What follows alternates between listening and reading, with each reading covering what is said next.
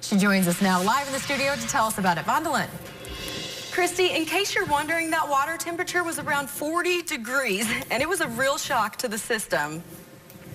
It's really cold.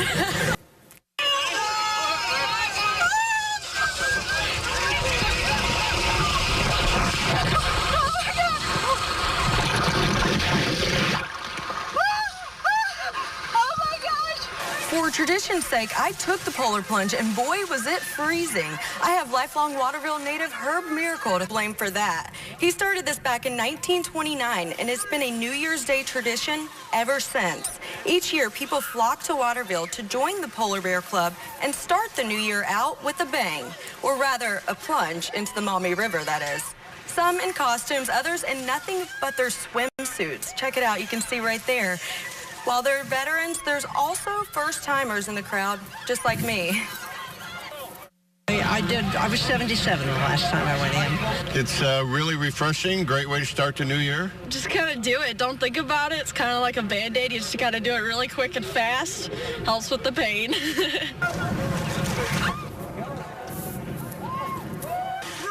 Herb Miracle wasn't there to join them today, but it didn't stop hundreds of people from carrying on the tradition he started 87 years ago. He took his last dip in 2002.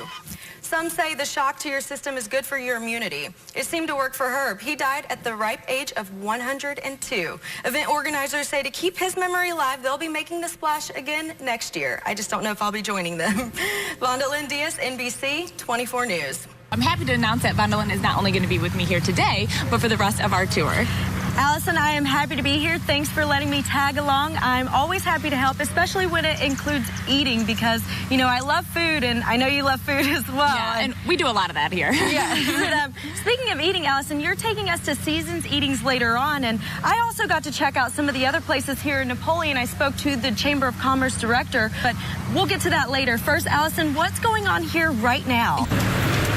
It's week 6 of our Life's Better Here summer tour, and this week Allison and I are making a stop in the college town of Bowling Green. That's right, we're going to be featuring a long-standing pizzeria here in town, plus some salsa that you may have already tried out. And of course, we'll be highlighting lots of things that you can be doing here throughout the summer in Bowling Green. That's all straight ahead. Stay with us. He's getting away.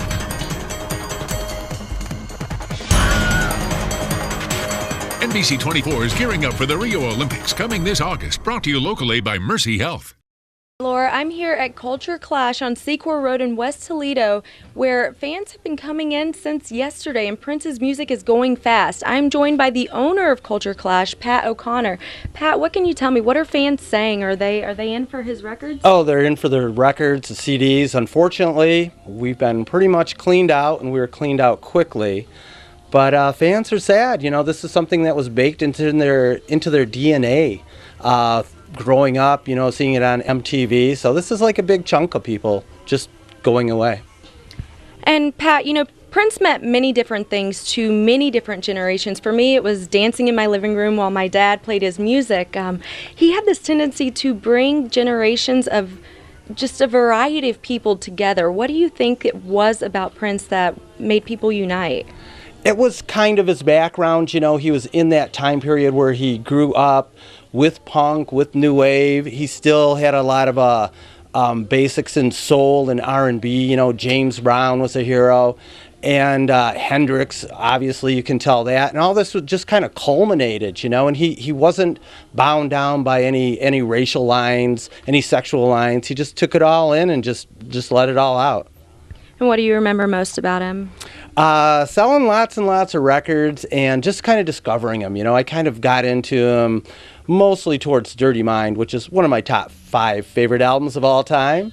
And, you know, then I went back and listened to the first 2. Couldn't wait for Controversy to come out. 1999, just a mind blower, turned everybody onto it. And then once Purple Rain hit, I mean, it was just like an explosion of Princedom. You know, everybody kind of caught wind of him, turned on to him, and he just became that pop icon. Do you think that this, the sales today, is a coping mechanism, maybe a tribute? It's certainly a tribute. You know, everyone wants to, they had a loss and they want to get a little bit of that back, you know, and kind of rediscover how they felt when they were younger, first listening to that, you know, and just out of respect. He was quite an artist.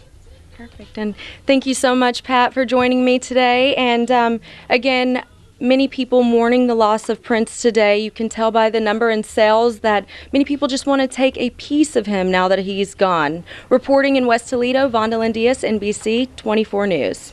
Allison has already shown us a local restaurant here in Waterville, and she's even taken us to a place where you can put your creative skills to the test. But there is still so much more to tell you about. That's right. Each week we do get to highlight 2 local businesses, but with the summer tour, we're adding a whole lot more to the mix. And speaking of summer, if you're one of those people who love being outdoors, each town we take you to, there are different adventures in each one of those that you can do just that. And what's great about Seasons Eatings is not only do they prepare those meals for you, but it's also a market, so you can shop while you wait for your food, which is exactly what we did today while we were waiting for ours. Yes. She joins us now live in the studio with this exclusive report. Vondalynn. Throughout the years, dating sites have gone from embarrassing to mainstream to what some may now consider normal and necessary.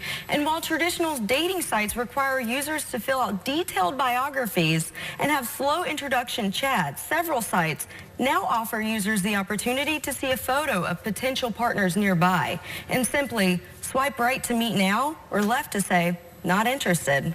The click of a button. Dating sites and mobile app developers are making it easier for people to connect. It's easier to talk to somebody, you know, virtually than it kind of is to go up to somebody and talk to them person to person. One of my friends have been really successful with it, found a boyfriend, and they've been dating for over a year now. I've never used Tinder. I used to use Grindr. 25-year-old CJ Stabinski has tried several online dating sites. He says the sites help people like him get to know someone easier. He also says that one of them changed his life forever. I found out that I was living with HIV about a year and a half ago. He was diagnosed with HIV in September of 2014, just hours before his birthday. When I found out, I mean, it was the worst day of my life. It was the day before I turned 24. I wasn't expecting it at all. Stabinski says he got the disease from someone he met on a dating website. He says he got tested after he got a call from the Lucas County Health Department that he had been in sexual contact with someone who tested positive for HIV. We have about 50 new HIV positives per year, and most of those positives, 75 to 80%, are young gay and bisexual men. Jerry Kerr works with several administrators for 2 high-profile dating sites for gay men and has been a sexual health educator with the Lucas County Health Department for 11 years. Even though the decision to go on a date might be a quick swipe right or swipe left, professionals like Kerr fear they're contributing to a much larger epidemic linked to sexually transmitted diseases, which is why Tinder and Grindr developers are now saying they want their users to play safe while swiping right. A person should be really well educated before they use a dating or a hookup application. And we talk every day with folks who have they've got a sexually transmitted disease, whether it's HIV or something else, and they found their partner on an online dating application like Grindr, for instance, or perhaps Tinder, and they always say the same thing: it wasn't worth it.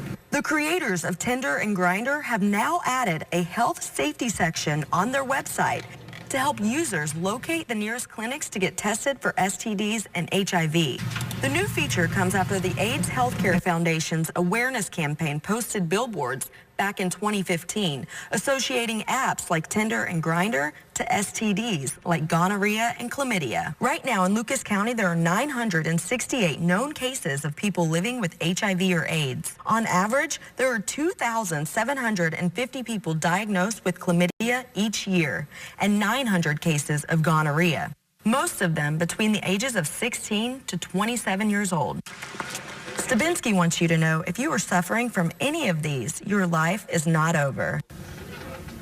It was devastating, but I knew deep down inside that eventually I would be okay, and that I wanted to help other people accept their diagnosis and show them that you can live an amazing life, that you can medal in 4 or 5Ks in 9 days, and come 11th in Glass City's 5K.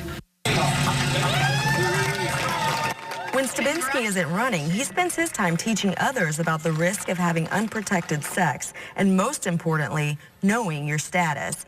He also says he hasn't given up on dating sites. I have a presence on a profile called Scruff.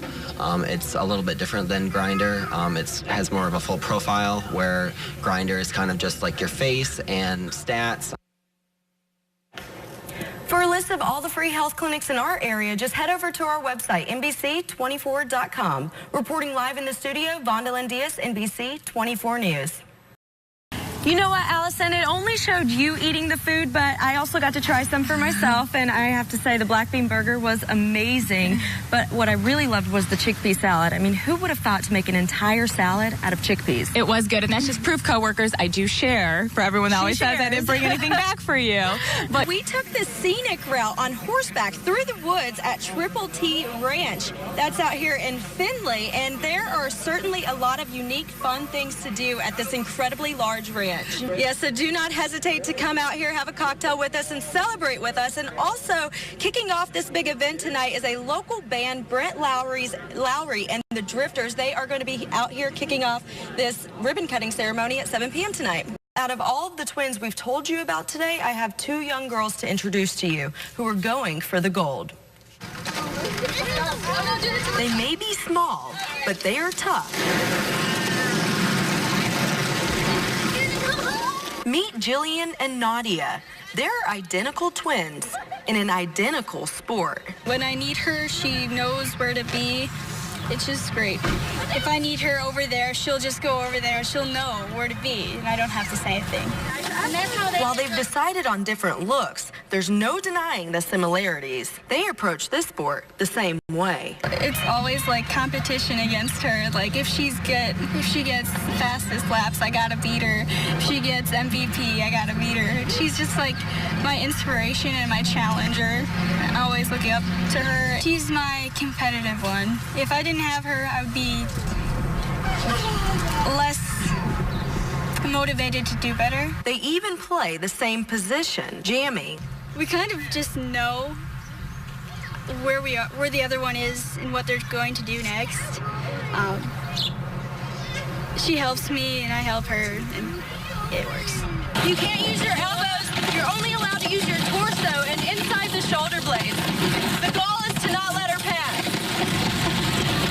If I'm jamming, which is the main point scoring position, and she's blocking, I can usually rely on her to help me get through the pack. Their mother, Shelby Clausen, and coach, Terry Matney, started Toledo Junior Roller Derby 3 years ago with just 8 girls. The twins were about 12, turning 13 when I first started coaching them. My mom played roller derby for a while, and it was just amazing, and I loved watching it. Now we are 3 years old, and we have 40 skaters on our team from ages 5 to 17. Matney says while it's remarkable to have these twin girls on a team, that's just it. It's a team, a group effort. All I see from moving forward is 40 skaters progressing from ages 5 to 17 and fulfilling their goals in the sport that they love. 1, 2, 3. Toledo! Skating was something we already liked to do. So when we got to roller derby, it just clicked and we loved it. Skates, perfect for us. The twins are trying to raise enough money to get to the Junior Olympics in Nebraska, but they need your help. They need to meet a goal of $1,500. They've set up a GoFundMe page, and I'll be posting a link to that on our website, NBC24.com. Reporting live in the studio, I'm Vondalynn. Back to you, Christy. Be sure to check out those events on our website. If you need a reminder, those events will be posted on NBC24.com, and you can go there and see all of the details and when they start and when they close. Yes, as a good reminder from that list that we just showed you, but now we are done, so that means we have to hit up one of the local places, which happens to be the Brick and Brew Pub right behind us. We had our food, our dessert, and now it's time for a drink. I'm Vondalynn. And I'm Allison Peters in Napoleon, NBC 24 News. Back to you, Christy. Joining us now, we are bringing in the expert, Rod Walton, who is one of the founding board members here at the center. Rod, I understand that this building was first an elementary school. Can you tell me a little bit about why it was transitioned from an elementary school into this immaculate, beautiful building? Absolutely. And first off, I just want to say welcome to Findlay. Thank you for having me. Certainly glad to have you both here with us in this great town of Findlay, Ohio. So this center is an iconic landmark in Findlay, and we felt it was extremely important to preserve the rich cultural heritage of our landmark in the old Central Middle School auditorium. So we decided to take this facility, turn it into our new $18 million Performing Arts Center, and it's extremely important that this venue being located in downtown Findlay as well. And it is definitely a beautiful place to be. I know that there are several events here, some big events, and you guys just had one last month. Can you give me a little bit of an idea about what type of events happen here? We can host all types of events from our performing Broadway shows. We had this past half season, we opened in December, and we opened up with a gala and grand opening event with Alan Thicke in the toy shop. We hosted the Toledo Symphony Orchestra here in February, and we closed last month with the rock band Chicago to a standing room only performance. And as you well know, they are one of the most recent inductees in the Rock and Roll Hall of Fame. Yes, that sounds like a lot of exciting things happening here at the center, and I'm going to have to come back to Findlay to check out some of those events. Can you give me an idea about anything? I know that you have a way, when you reveal who's coming out here to perform, you guys have a way of doing that. Can you give me a clue, give the viewers here an idea who might be coming next? Well, we certainly encourage all our friends in Northwest Ohio to come to Findlay and check us out, but I cannot reveal quite yet. Not next year's season, but I'll tell you what, we'll make you a deal. Okay. On Tuesday, this coming Tuesday, June 21st, we will be revealing that season show list for next year. We're going to be expanding from 12 to 20 shows next year. And if anybody's interested, please check out marathoncenterarts.org, or they can call us here at the center at 423-ARTS. How appropriate is that? 423 Arts, you heard him. So we will definitely let our viewers know on our website to check that out. And this coming Tuesday, be sure to tune in to our website. We will put that information on there as those events are posted. Thank you so much for your time, Rob. Thank you for having me. And as you see, there are certainly a lot of fun things here to do in Findlay, and you are going to have to come back here with me, Allison, because we're coming to one of those events.